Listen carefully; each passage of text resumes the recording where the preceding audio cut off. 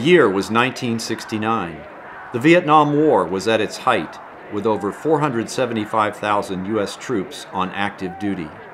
Anti-war and peace demonstrations were breaking out across the country.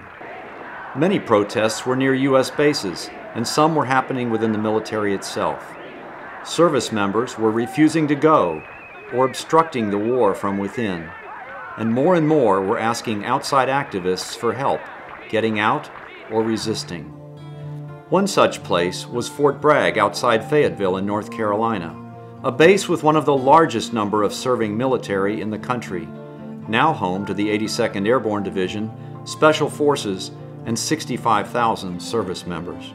The GIs there who were active in the protest movement even put out an underground paper called Bragg Briefs, which covered the protests on the base. They were spied on by Army intelligence and the FBI, and some were arrested on fabricated charges. One of the soldiers from the base, Dean Holland, decided to ask friends for support to obtain a conscientious objection discharge. On a Sunday morning, a young man showed up and introduced himself and said his name was Dean Holland, and he was on active duty at Fort Bragg, and he had hitchhiked to Chapel Hill to come to the Chapel Hill Friends meeting. And he said, "Quakers should be in Fayetteville. We need you." That's how Quaker House got started. A house was rented, and it opened its doors in the summer of 1969 with a small staff who lived in the house. The anti-war movement was growing a great deal, and so Quaker House became the focal point for anti-war demonstrations and informations in North Carolina. And the results being many rallies were conducted in Fayetteville. The house received a call asking about fire insurance, and the next night the house was firebombed. It was May of 1970. Those of us of limited faith, I guess, felt that this would do it. This would put an end to this experiment that we had. But we didn't count on the kind of depth of concern and the depth of need that was expressed. Bill Carruthers, a military at Fort Bragg who had supported Quaker House, decided he would help Quaker House. He did not tell the board, but he purchased a house in the historical district, the first home of former governor, former United States Senator, President of Duke, Terry Sanford's house. Bill Carruthers made one payment on the house and said to Quaker House board, "You can have Quaker House if you continue the payments on the house." As every director from the beginning has known, our work could mean the difference between life and death for a service member. As Bob Gosney, director with his wife Barbara and family from 1980 to 87, recalls, I remember one young man who the week before he came to me had been in a motel room with all the medications that he could get together, a lot of alcohol. He was just going to ingest everything he could. He just couldn't go back on base. He was successfully discharged and went back home, and it was very gratifying that we could be there at that point for him. Our most important challenges are helping active or prospective service members apply for conscientious objection, understand their rights, deal with problems with command, or get out of the military due to harassment, assault, and medical issues. To do this, Quaker House helped found the GI Rights Hotline for service members in the early 1990s. The GI Rights Hotline, which Quaker House was instrumental in founding, along with the Central Committee for Conscientious Objectors and War Resisters League and the National Lawyers Guild and a number of other groups, received 1,859 calls in the first year after its establishment in 1995, and we anticipate that we'll get 10,000 calls in the year 2000. I think this speaks to the necessity for the work that Quaker House and groups like CCCO continue to do today. The hotline takes calls from military members all over the world and has received some 75,000 calls worldwide just over the past 10 years. On average, over a third of them are taken by Quaker House counselors Steve Woolford and Lenore Yarger, who handle about 300 calls a month, triple the volume of a few years back, with no signs of a let-up. The length and nature of calls varies. Calls for conscientious objection are the most time-intensive, but also the most rewarding. Part of the strength of the information we have is that a number of counselors have been handling cases for years, and we're able to give people a pretty good idea of what are likely outcomes because we've just seen so many cases. We know what the regulations say. A lot of times we talk to commands about different situations and how they handle them. One of the groups of people that we work with quite extensively now are combat vets, people who have come back from participating in the wars in Iraq and Afghanistan. And a lot of them who call us are suffering either physical or mental health issues. Many of them complain that they are being kicked out of the military because they might have made a mistake, gotten too mad at somebody, or slept in because their medication didn't allow them to wake up on time. Often what we're seeing is that the military looks for reasons to kick people out, and without giving them their disability benefits. And so we are working with these callers to fight for the medical board, which is what's going to eventually earn them this disability payment, and try to stop those discharges from happening. Over the years, we've ministered to a number of service members who've served time in the military brig for going AWOL, being denied conscientious objection status, or refusing to deploy. When he heard he'd be deployed to Iraq, Cliff Cornell fled to Canada, realizing he could not kill another human being. Eventually, he returned and was imprisoned. Stephen Eagle Funk opposed the Iraq invasion, was convicted of unauthorized absence, and imprisoned. Another was Ricky Klausing, who contacted Quaker House about his options after he had been AWOL for 14 months. He turned himself in and then served 3 months in the brig. At the news conference when he turned himself in, he said, "I'd rather spend a year in jail than participate in an illegal war and be part of the machine suppressing Iraq." Eric Finney heard Quaker House director Lynn Newsom speak about conscientious objection at a Unitarian church in Fayetteville and realized that it described his feelings. But when I was in the Q course, I had an epiphany. I had a vision while I was there on the ambush line where I was granted a glimpse at a possible future. If I had continued and joined the Green Berets, I would have been killing a lot of people, being awarded for it. And I still would have had my consciousness that knew that it was bad. Sometimes people didn't get killed or got killed that didn't need to, and I would have had to compartmentalize that as that's just part of it. They would call it collateral damage, and it was just supposed to be acceptable, an accepted amount of people who we don't really care about dying. I remember in my vision feeling the blood on my face, smelling that irony smell. I remember feeling awful about the things that we do. Eric contacted Quaker House and became part of the Fayetteville Friends meeting while he worked with our hotline counselors to get his discharge as conscientious objector. His life was threatened by his fellow soldiers, so he took refuge at Quaker House on his final night in Fayetteville. Beyond our hotline and direct ministry to service members, Quaker House tackles many other peace-related issues. For example, when Quaker House started, we had a draft. After that ended in 1973, the military began an intensive recruiting for an all-volunteer force. Nowadays, the Pentagon spends billions persuading young people to enlist, and many of them are misled about what they are signing up for and the realities of military life. By producing and distributing truth in recruiting materials, Quaker House provides young people with essential and accurate information before they enlist. Hey, listen up. To join the military, you fill out a form like this, but before you sign it, there are some critical things you need to know. Take the first page where they write all the promises, like how long you're signed up for. Here it looks firm, but the fine print says if there's a war, they can keep you till 6 months after the war ends. Do you know when the war on terror will be over? I don't, and neither do thousands of GIs who have been kept in longer than it said here. Recruiters usually skip over that part, but you better not. Think hard before you sign, and get the truth about recruiting, because somebody has to tell it like it is.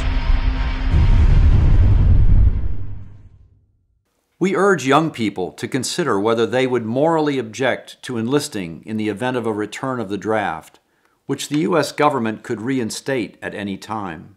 Quaker House published a comprehensive curriculum and presentation about conscientious objection, how to decide if it's for you, and how to prepare your case if a draft returns. Conscientious objection legally fits into 3 terms. A person has to be personally against their own participation in any and all wars.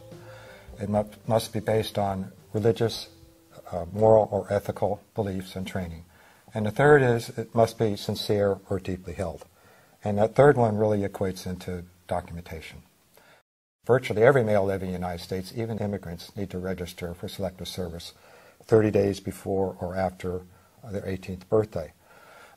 That process, though, has become pretty much seamless and hidden in that in about 45 states across the country it's now automatic when people sign up for a driver's license. So young people, young men, really aren't even aware that they're signing up for selective service. Oddly enough, right now, for 18-year-olds, there's no place on their selective service form to document a position for conscientious objection. Another aspect of Quaker House's mission is to help active service members, veterans, and their families with the physical, moral, and psychological fallout from wars. With the recognition of moral injury, Quaker House began an outreach program to educate the public and military communities about this invisible wound of war in an effort to help service members and veterans deal with these impacts and to prevent suicides, which have increased to record numbers of over 20 each day. A psychologist, Cecilia Yoakum, wrote a book of healing interventions for moral injury. It has been helpful to many. Matthew Ho, who resigned from the State Department to protest U.S. war policies, suffers from moral injury and often works with Quaker House on educational presentations. I made a lot of decisions that got people killed, got people wounded, got people kidnapped because I controlled vast amounts of money. I went back as a Marine Corps reservist second time to Iraq in 2006-2007, was in command of a company, and then ended up going back to Afghanistan in 2009 as a political officer for the State Department. I came home from that. I was actually resigned my position in protest of the war with the State Department in Afghanistan, and it wasn't until about 2.5 years after that I started to get help for moral injury, PTSD, depression, and alcohol abuse. And I was very lucky that that occurred, but I wouldn't be here. Right? If I hadn't gotten help from a variety of sources, if people hadn't helped me, there's no way I would have made it another year. Absolutely not. I would have been dead. It's very clear. Quaker House recognized that rates of domestic violence and sexual assault are higher than in the general civilian population, especially as mental health worsens with increased deployment and inadequate mental health care. With the need so urgent and increasing, Quaker House established a counseling program for victims of domestic abuse, sexual assault, and moral injury. This program has been crucial, not only for the victims, but also for their families. Lives have been saved and rebuilt. Some service members and veterans suffering from untreated psychological impacts of war breach military or civilian codes and may end up incarcerated. The soldiers that we know that have been incarcerated all suffered from mental health conditions and didn't get the care that they needed. They don't get the adequate mental health care before they're discharged, and then after they're discharged they have to wait extended periods of time before they can get mental health care. And sometimes it's not recognized, sometimes they're turned down for the mental health care they need. So in the meantime, the alcoholism, the drug abuse, the incarceration rates increase and the suicide rates, as everyone knows, 20 a day. Quaker House works to meet the new challenges we face, whether it's torture, drones, renditions, or the militarization of society. We have led protests and organized educational conferences about drones and torture, and helped found the Quaker Initiative to End Torture. We've documented unlawful renditions originating from North Carolina airfields, worked with North Carolina Stop Torture Now to get the full Senate Intelligence Committee report on torture released, and we've written educational materials about these issues. Understanding that racial, ethnic, and religious divisions are often at the heart of wars and conflicts, Quaker House has also worked with others to increase understanding among diverse races and religions. I say that the Quaker House, because it was here, helped to advance the cause of equality and justice and better relationship between the races. We educate people about the military-industrial complex with books, conferences, and presentations. The military-industrial complex is larger than ever, growing 350% since President Eisenhower's time when he coined the phrase. It's still growing, reaching over $700 billion, more than the next 7 countries combined, and costing over 60% of the federal budget. In today's world, we face many new challenges as well as some old ones. Ever more military spending and ongoing wars, secret operations worldwide, weaponized drones, post-traumatic stress disorder and moral injury, soldier and veteran suicides, and more pleas for help. Quaker House has been called to respond in many ways. While the peace movement has flowered and faded in cycles, Quaker House has remained a quiet, tenacious, and steadfast powerhouse for peace for 50 years and counting, whether it's working to prevent wars and the preparations for war, supporting conscientious objection and help for service members, healing moral injury and other invisible wounds of war, or advocating for a more just and peaceful world. For 50 years, Quaker House has not only been bearing a consistent witness for peace and for an end to war, but we've also had to face and cope with an evolving war machine, and a war machine that continues to evolve, and that has brought us repeatedly up against forces and problems and issues that we hadn't been familiar with before. Meantime, special forces, secret units are being deployed in dozens and dozens of countries, mostly secretly. So we have little wars and who knows what other kinds of wars going on all around us, practically unknown to the public. It's been more than 10 years since there was a significant peace movement. But Quaker House is still here, still working, and we don't know entirely what new manifestations of this war machine we're going to be up against next month, next year. Except it's pretty sure that the war machine in the U.S. is still going to be force-fed money that ought to go somewhere else for humane and peaceful purposes. And so it's going to continue to grow and metastasize. And what is it going to bring us? Well, we're going to do our best to be ready, and when we're not ready, to get ready, to face up to the war machine and continue this testimony. And we hope that you will all stay with us as we do. I think I want people who support Quaker House to know how big a difference their contribution makes. I'm so lucky because I'm on the phone with the people and they thank me and they tell me how much this has helped them and how important it's been and how grateful they are that we're there. And I wish our donors got to hear those calls and our supporters and all the people who volunteer. I wish they could just hear how grateful people are for the difference this has made in their lives, because it really does. Quaker House's mission has remained the same over the years, but our work to fulfill that mission has greatly expanded. As always, we are completely dependent on you. We are supported by loyal, mostly small donors, but we need more help. Your help and your donations save lives, transform hearts and minds, and help move us one step at a time closer to a more peaceful world. Please help us continue to be a witness for peace until there is an end to war.